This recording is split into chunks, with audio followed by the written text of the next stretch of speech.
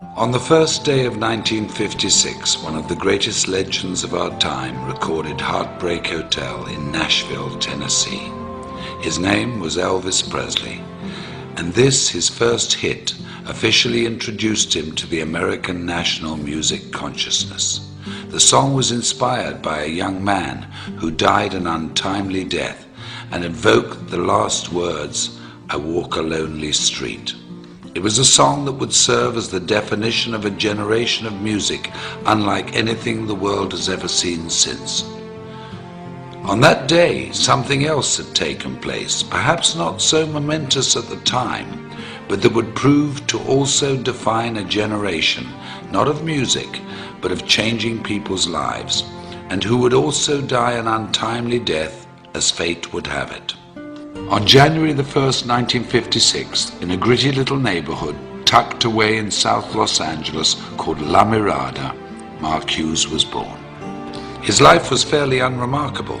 Born to Joanne Hughes and raised by her and Stuart Hartman, whom she married, Mark was probably reared much like many of us.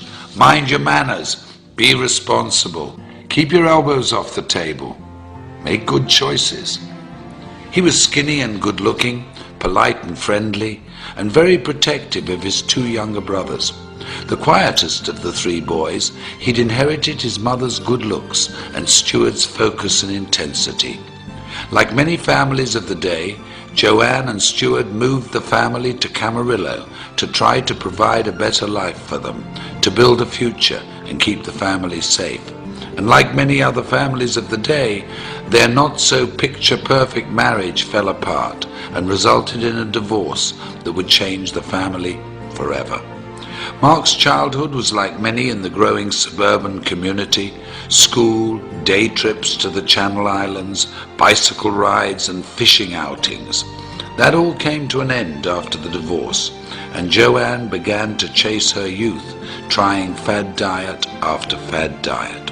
It was a scary time for Mark, and when Joanne became sick in 1969, when Mark was just 13 years of age, the family returned to La Mirada.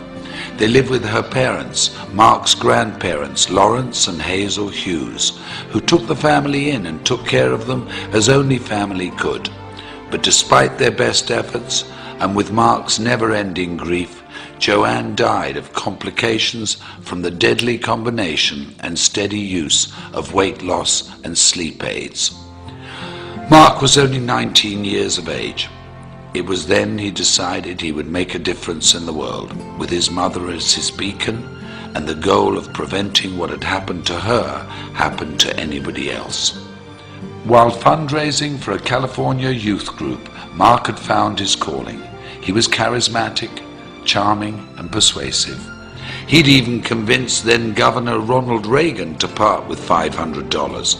And with the taste of success in his mouth, the goal of changing lives through better health as his objective, the idea of personal financial freedom, and the memory of his mother in his heart, Mark Hughes entered the world of direct selling and network marketing. In 1976, Mark began selling Slender Now diet products, quickly becoming one of their top 100 earners. When the company collapsed in 1979, he sold exercise equipment and weight control products for Golden Youth, another direct sales organization. And when Golden Youth also failed, Mark decided to start his own company.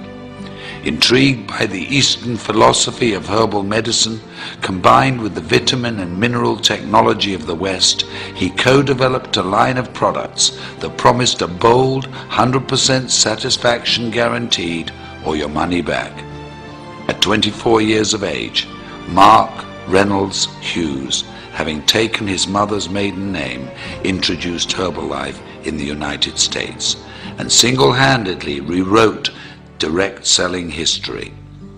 Unremarkable turned quite remarkable, if you ask me. I often wonder what he would think if he could see us today, sitting here in this arena, looking at how big our organizations have grown, reflecting on the company's incredible retention rate, tasting our new products, walking into a nutrition club, celebrating success at a new president's team experience, how proud he would be. How incredibly happy we would have made him. I know in my heart, as many of you do in yours, that his light is what has made this possible, that his vision is what fuels us, that we are forever changed because of his influence on us and his belief that despite what we may think of ourselves every now and again, we're truly remarkable human beings. What a gift we've been given. What an incredible, invaluable, unique gift. I had this incredible dream when I wanted to start the Herbalife company that we could help people lose weight and we could help them do it safely, and they would have not just hope, that they would have reality